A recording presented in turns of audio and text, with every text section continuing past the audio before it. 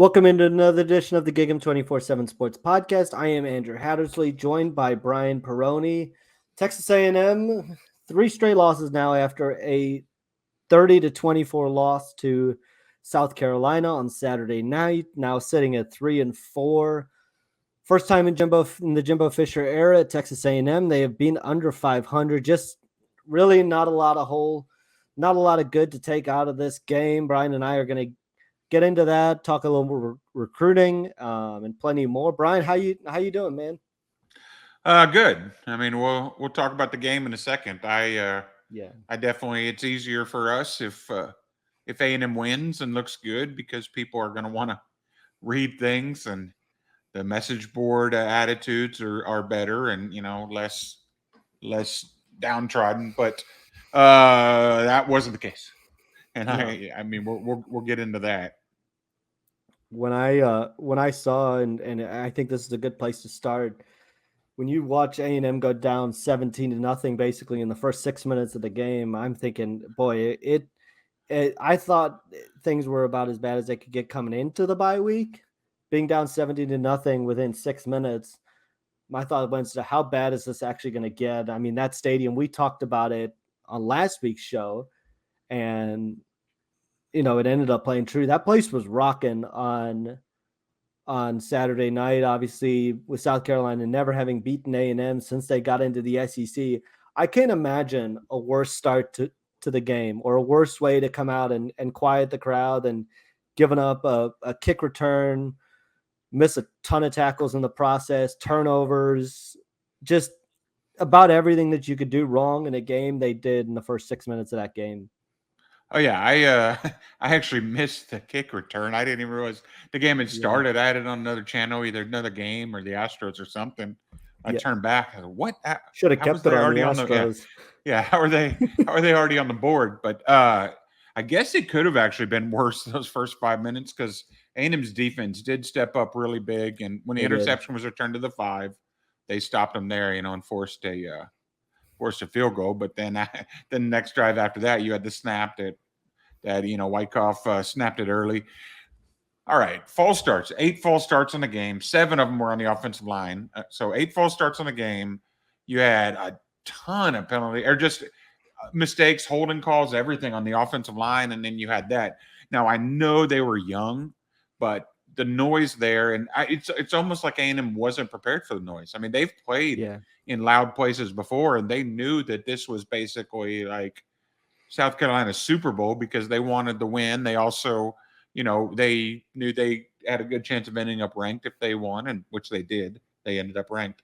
And it just didn't seem like they were ready for it at all. Like, obviously the interception, big mistake, and everything, but the offensive line in general, they just kept shooting themselves in the foot every time they take a step forward. It was 2 steps back with some kind of penalty or giving up a sack or whatever.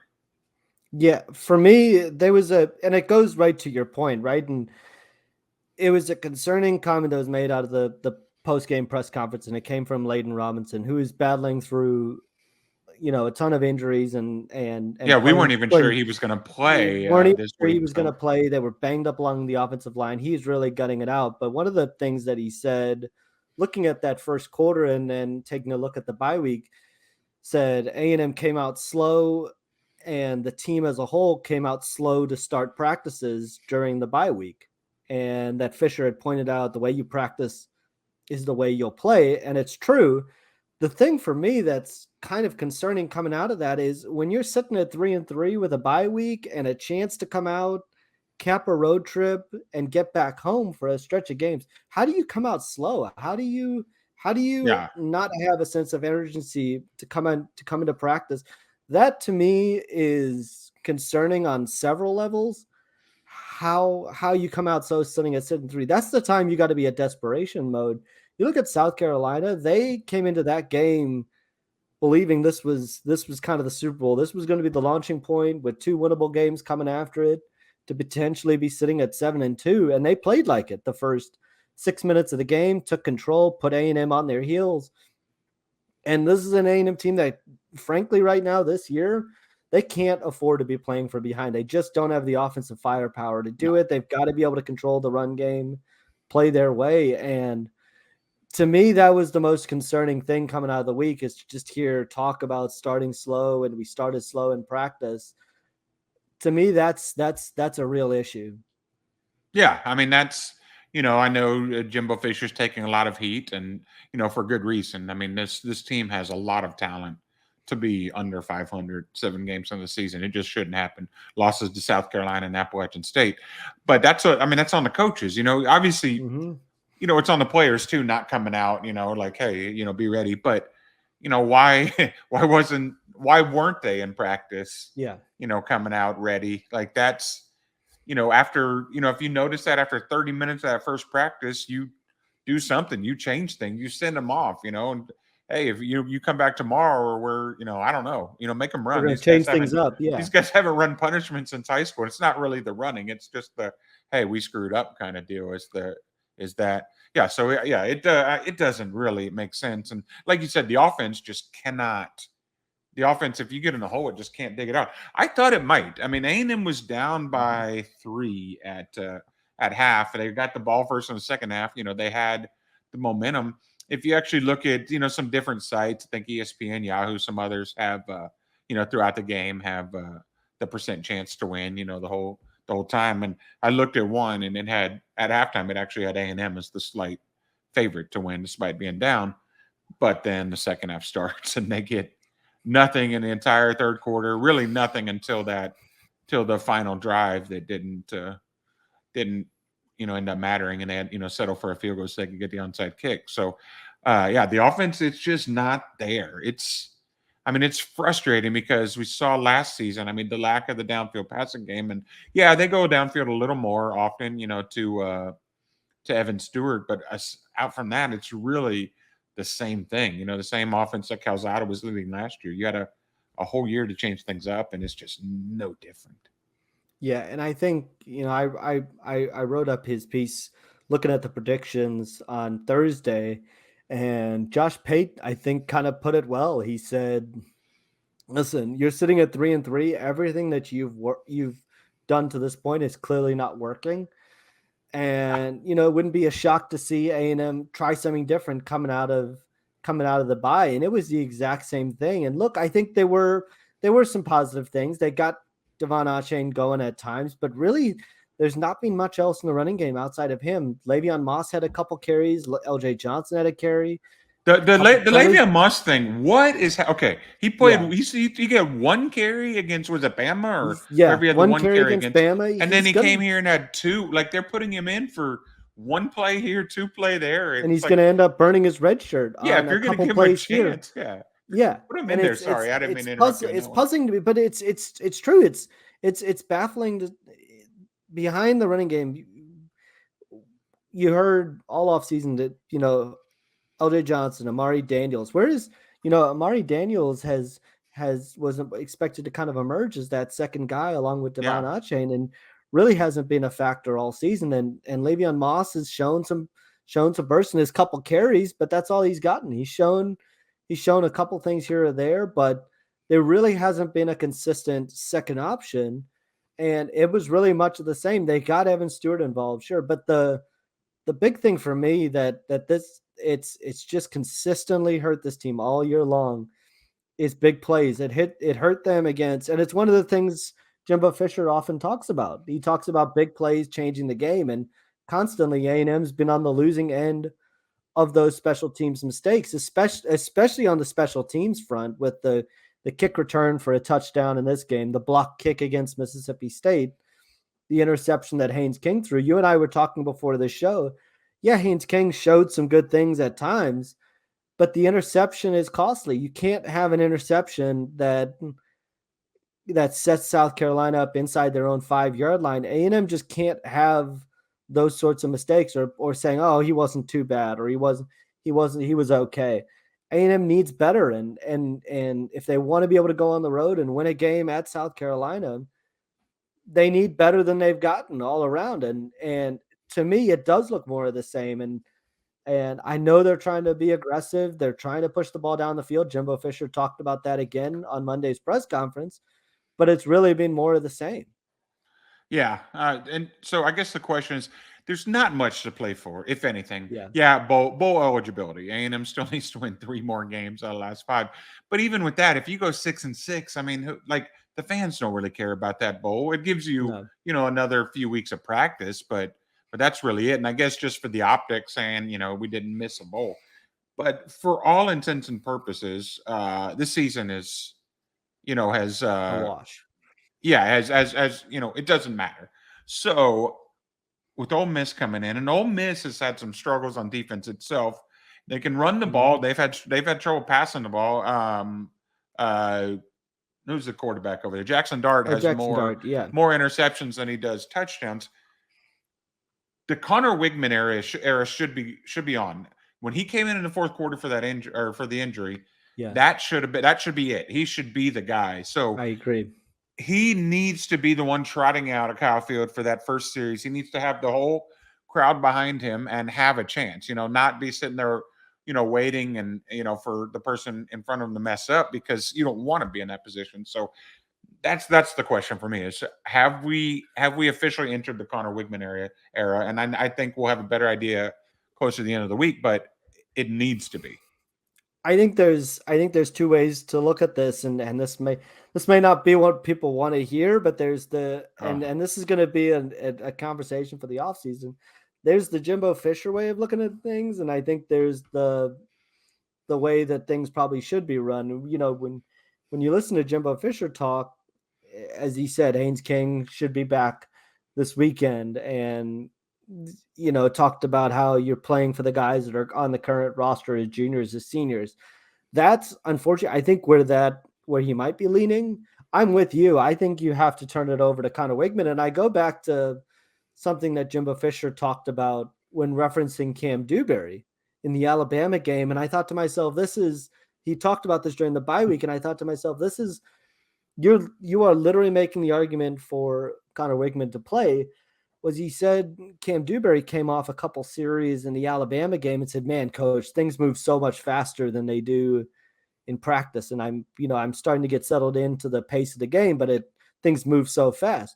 You look at Connor Weigman, and I think that conversation goes for him too. Things are going to move fast. Is he going to make mistakes? Yes, he threw a couple balls that were kind of up for grabs against South Carolina, but he also made some throws and showed off what he can do in spurts. But I think it was a tough situation for him to go into on the road with the team trailing. You can't get the running game going to kind of establish what he can do. That's just literally the worst case scenario. And for him to make his debut is coming into that sort of situation.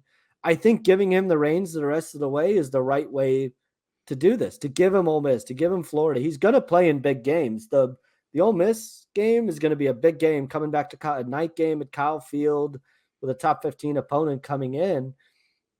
LSU at the end of the year is looking like it's going to be a big game. I'm with you. I think it's what you have to do to sell the future of the program, to get him experience. I think he is the future at the quarterback position. And you just have to give him a chance to play and get experience. And I'm with you. Whether the team goes 6-6, I don't think it really matters at this point. It's going to be considered a disappointment. So going to next year without him, not having a lot of experience, I think is a mistake. I think you have to give him this experience in the back half of the season and see what you have. Oh, for sure. And okay, Jimbo says you play for the juniors and the seniors. That's not who you play for these days, because not only are you recruiting, which recruits want to see the flashy 5-star, especially if the offense is struggling, but you got to recruit your current roster, and you've got to have them believe the future is bright. Well, even if you don't win, if you can show, Weigman improving each week kind of deal, or at least him playing, then you say, hey, see how this went? Next year he's going to have experience and it's going to go, even better. So, I mean, it just seems there's no reason, like legitimate reason, to not play Haynes King. Haynes probably, he's a coach's kid. He knows the playbook better. I mean, I have no doubt about that. And yeah, he's fast, but so is Weigman. So other than the playbook and, being a yes or no sir guy, I don't just there's not really any of the check marks in this corner. And I'm not trying to bash Haynes. It's just we've Yeah. seen what he can do. In 2 games last year, or I guess just a game last year, and in the limited time this year, we've seen what he can do. We know his body of work. At this point, Weigman has no body of work, and to be honest, he didn't look great except for until the last drive, whenever he led them down, 90 yards or whatever, and they got the field goal just so they'd have time to onside kick, and that drive was good. That drive was actually really good. So that was the last thing he did, other than the Hail Mary and then the failed Hail Mary. That was the last thing he did. So he went out on a high note. So yeah, trot him out there as the starter, because he came in on second down there behind the chains. I think 2nd and 10. Completed his first 2 passes, but they were still short. He was just trying to get rid of the ball. He's never been rushed by an SEC defensive lineman before, so just trying to get rid of the ball. So yeah, it wasn't a great situation. So put him in a good situation in a friendly crowd at Kyle Field. And the other thing too, I mean, you look at some of those situations that he had to go into, a 3rd down late in the game where they were 4th down actually when they had a chance. He's backpedaling with, I think, 3 South Carolina defenders coming at him. It was just a complete bust up front. And, there wasn't a whole lot of protection there around him. And the truth of the matter with Haynes King now too is Haynes King's pretty beat up. I mean, you look at what he's had to deal with in the Alabama game, and didn't practice the majority of the bye week. Now is dealing with the shoulder against South Carolina. He's pretty banged up as well. So then who does give you the best chance to kind of win if you give a full set of reps to Connor Weigman and see what he can do with this offense? I mean, give credit to Haynes King. He's battling through a lot, but I think it makes sense to give Connor Weigman the reins for a game and just see what he can do, and see if he takes off and runs with it against an Ole Miss defense that, you're right, is coming off a really tough performance against LSU, has had their struggles, and see what you can do. See if you can build off that final drive, because you're right, there were some good throws in that final drive where you were like, okay, this is starting to click, and you can kind of see the potential. But it was just, I thought, a really tough situation for him to come into. Yeah.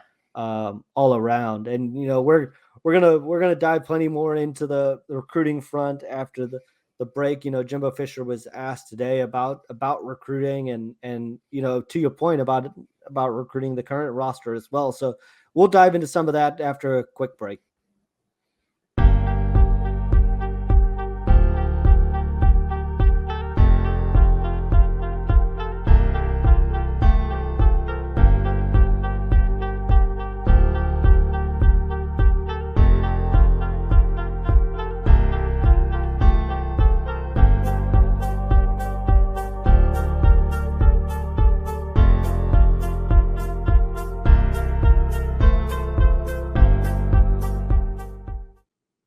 Welcome back into the Gig'em 24/7 Sports Podcast. I am Andrew Hattersley, joined by Brian Perroni. Brian, Jimbo Fisher was asked quite a bit today about recruiting and the transfer portal specifically. And one of the things, as we mentioned right before the break, was about the transfer portal and how Jimbo Fisher argued that you have to recruit your roster anyway now, whether you go 11-1 or 11-1 is 6-6. I don't necessarily agree with that. It's easier to do if you go 11-1. So I mean, he was obviously talking about Jordan Addison and his situation with going from Pittsburgh to USC. I mean, do you think there aren't enough selling points on this roster? Because a lot of the young guys are getting valuable experience. The Evan Stewarts of the world, the Chris Marshalls, Cam Dewberrys, a lot of the defensive linemen are playing. Where do you stand on the argument about them getting playing time versus maybe looking at other opportunities if the season continues to go south? Yeah. So, okay, here's the deal. Every freshman, no matter if they're an hour from home or 12 hours from home, gets homesick a little bit. Yeah. Just every freshman. Also, every freshman was a superstar, not just in high school, their whole lives. They've been the best player on the field. They, most of them have played offense and defense, haven't come off the field.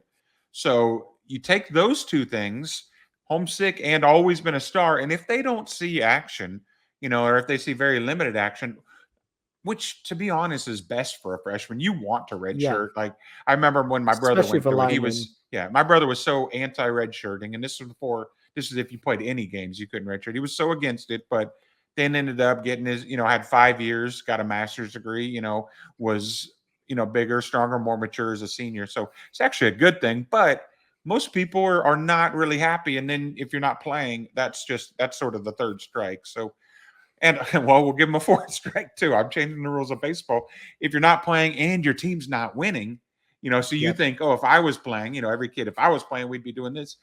That's a lot of factors to overcome when it comes to especially trying to keep those freshmen. I mean, they did a great job. Give credit where credit is due. They did an incredible job on landing, the number one class of all time.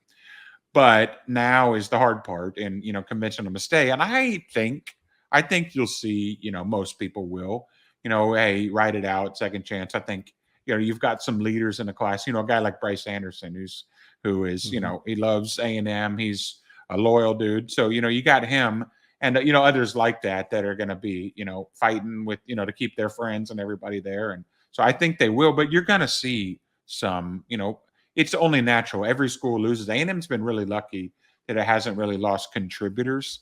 Other Yeah. schools have lost superstars. A&M hadn't lost contributors, but you're going to see that. And but you could help alleviate it some by winning and by playing the guys.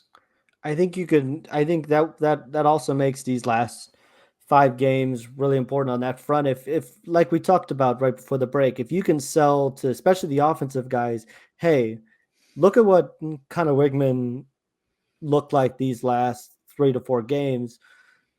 That's where we see this offense kind of going in the future. This is what we talked about during the recruiting process. It took a rough first year to kind of get there, went through the growing pains together.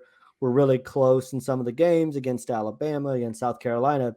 You can recruit some of those guys. I don't think there'll be a mass exodus like people kind of have been looking at A&M. Oh, they're going to go 6-6. They're going to go this, and there's just going to be this mass exodus. I think you'll naturally lose some kids, like you said, that are homesick or that haven't played. But for a lot of the guys that have played, you're into school as well. You've got friends, you've got classes, Yeah. you've built a relationship with the coaching staff, and some guys will want to come back and kind of give this another run. And so I think it's important though that A&M is able to sell them on where they're going heading into next year, because the free transfer does kind of open that door at the end of the year for them to look at opportunities maybe closer to home.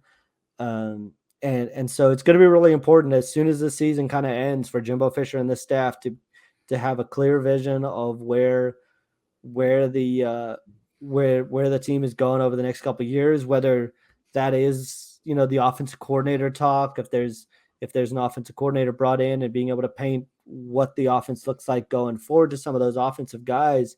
I think that's certainly important. But I think it is important to remember this coaching staff, what they do best is recruiting. They're some of the best recruiters around. They've shown that they can recruit time and again. And so I think it's just natural nowadays that you do have to recruit your own roster and at the end of the year. And the other thing that, speaking of recruiting, is we're now a month and a half away from signing day, and Jimbo Fisher was kind of asked, what's the message to recruits as you kind of go through the struggle? And he talked about early playing time, talked about the opportunities that recruits see, and talked about being truthful with them as kind of a state of the union. How much concern do you think there should be on recruiting? We've talked about this before, about how seasons don't really have a ton of impact on the current class. What do you kind of make of where A&M is right now from your perspective? Okay, so just looking at the commitment list, and you look at the top guys. David Hicks, 5-star. He committed in the middle of all this, and his other top schools, OU, both of them have had plenty of struggles. I don't see a problem with David Hicks. Anthony Hill has had plenty of time to look around at other schools. He seems to really like the A&M defensive staff. Bravian Rogers decommitted and then recommitted. He would have recommitted 2 days later. I think if his parents didn't want him to make sure. Chase Basantis, I don't really know. I mean, I think we talked about it off air. Steve Adazio, he is he's close to him and likes him. So if Adazio somehow doesn't or doesn't end up staying on staff, that might affect it. But who knows? Dalton Brooks locked in. Javon Thomas seems locked in. TJ Shanahan and then Colton Thomason. So I mean, they're all most. I don't think the current ones are going to be much of an issue. Now, what is an issue, and this was even before the struggle, is that A&M only has 12 commitments, and Fisher has not proven to be to recruit the transfer portal, which you have to in this day and age. And I think we're seeing basically signs that he's going to, because so far in the transfer portal era, A&M has 2 guys. One was Max Johnson, who they weren't even really planning on taking a quarterback, but when Max and Jake Johnson sort of fell in their laps, as when there was a coaching change at OSU, hey, yeah, we'll take a proven starting quarterback and the number 1 tight end in the country. And then they took I always forget his name, the offensive tackle. Oh, Jameer Johnson. Yeah, Jameer Johnson from Tennessee. That's it. That's all they've taken. Now they've offered a few others, and I forget the other offensive tackle from Tennessee's name, ended up at Oklahoma. They recruited him. Wanya Morris. They recruited him, but there just really hasn't been a heavy pursuit of transfers. That has to change. I mean, the teams that are winning, okay, look at USC, out there on the West Coast. Lincoln Riley brought in a ton of transfers, a bunch from OU, but also, you mentioned Jordan Addison. They've got transfers. Alabama has a bunch of transfers. Georgia got transfers. Literally, I mean, LSU got transfers. Impact guys. Everybody got transfers except for A&M. Yeah. Now, they got the guy who ended up being their starting quarterback, but even the QB they took didn't win the job in camp. So A&M has to go the portal route, and especially if the offensive line right now is a mess. And then if you lose Layden Robinson, it's if he decides to go pro early, then it's even more of a mess. You got to get people in there. You got to have bodies, if nothing else. And the offensive line is the hardest in the portal to recruit because everybody wants them. But if A&M can recruit high schoolers, they should be able to do colleges, college players as well. So it has to be a focus, and I think we're seeing that so going down the stretch. I mean, we talk, we answer questions all the time on the board, and you guys, if y'all aren't members, like, hey, join. We're not going to give away everything. But, there's not really a ton of guys that A&M's after at this point. Now, they offered the receiver today, and, they may make a couple other offers. But for the most part, it's the set, the Reuben Owens and, guys like that. That they're, Peyton Bowen, Hakeem Williams, maybe trying to get him. But even with all those guys, even if somehow A&M were to flip them all, they're still not up to 25. And also, I guess this year you can take as many as possible. So you got to figure out what kind of turnover you're going to have on the roster. But A&M needs to hit the portal hard this year. And even if that wasn't the plan, I think their hand is sort of being forced. And in the end, that may be a good thing. Yeah, I think it's going to be a good thing to get some immediate contributors onto this roster. And I know the two are not the same, but just look at what A&M basketball has done. A&M basketball has hit the portal really, really hard, and being able to get guys that are now contributors to Henry Coleman's and the Tyrese Radfords and guys are looking. It's just the way it is now. Guys are looking to get closer to home, and there's contributors available. You look at, and Jimbo Fisher made this point today when looking at Alabama. This year they had Jahmyr Gibbs, huge impact player. Yeah. Last year they had Jamison Williams. You look at Ole Miss, they had Zach Evans. Arkansas adds Drew Sanders. LSU obviously went into the portal and added guys like Joseph Fuchsia and a ton of other guys. Joseph Fuchsia just had an interception this past weekend against Ole Miss. Some of these players that have played at the college level, often in Power 5 conferences, who are looking for an opportunity. And I think you're right. I think A&M is maybe leaving more room this year to be able to hit the portal hard. I think they have to hit the portal hard for offensive tackles. They have got to upgrade at offensive tackle and give themselves at least more bodies where an injury here doesn't force you to play a guard out of tackle or play a guy out of position. And to just be able to give guys time to develop, they have to add more guys at the offensive line position and really upgrade that room. Receiver, obviously Evan Stewart, Chris Marshall, Moose Muhammad. There's some positive signs there. Anais Smith, obviously losing him to an injury earlier in the year really hurts. You could really use a couple more guys there. Linebacker, they could use a couple guys at linebacker. There are so many opportunities where they can add add guys to this I think roster literally across the everywhere board. there's It's there's probably playing not time as defensive possible. line. Probably not defensive. I think they're good on the defensive line. Everywhere else playing time is very possible. They're deep in the secondary, but really, they've got to hit the portal really, really hard and add some guys that can be real difference makers. And I think maybe you are seeing them kind of understand that. And Jimbo Fisher talked about the transfer portal changing the way you recruit in these past couple of years. I think when you kind of look at big picture changes that A&M needs to learn from this season, I think one of them is using the transfer portal more effectively. And so you're right, Tayshaun Lyons, we'll see what happens with him. A&M extended an offer to him on Monday. Texas A&M, Miami, Notre Dame, and Washington are viewed to be the schools in the mix. He took an official visit to Notre Dame last month and is eyeing a decision sometime this fall. And I think there could be late evaluations. We talked about Kedrick Riscano last week on the podcast, and maybe he's an option you look at running back, but you're going to have your base of your class, and then you're going to have to add to it. And A&M's going to have to be really, really aggressive to add guys in the transfer portal. And, you're not going to hit on everyone, but if you give yourselves opportunities, there's going to be impact players out there. And that's one of those changes in philosophy that A&M just has to embrace. I know Jimbo Fisher hasn't liked to use the portal as much, but this might be the year when they kind of look at it. So, we'll see in A&M. I would also we made this point the other day. 6 weeks A&M hasn't been able to host recruits on campus since that Miami game. And so, that was the other point that Tandris kind of made on the board asking the question was, it seems like it's been a little quiet on the recruiting front. I think it has, because guys have just been out on other visits to other campus, and A&M hasn't really had the chance to host them. So Peyton Pierce is one. There should be some other big name visitors coming into town this weekend, and we'll certainly have that list up later this week on Gig'em 247. Like we said, the first time since September that we've been able to put up a visitor list and go from there. So we'll certainly have that up and have you guys covered later in the week. And Brian, maybe we'll be back next week talking about how A&M builds off a win. Who knows? But A&M will enter as underdogs against Ole Miss, looking to return home and snap their first 3-game losing streak under Jimbo Fisher and get back to 500 and start kind of this run towards the later half of the season.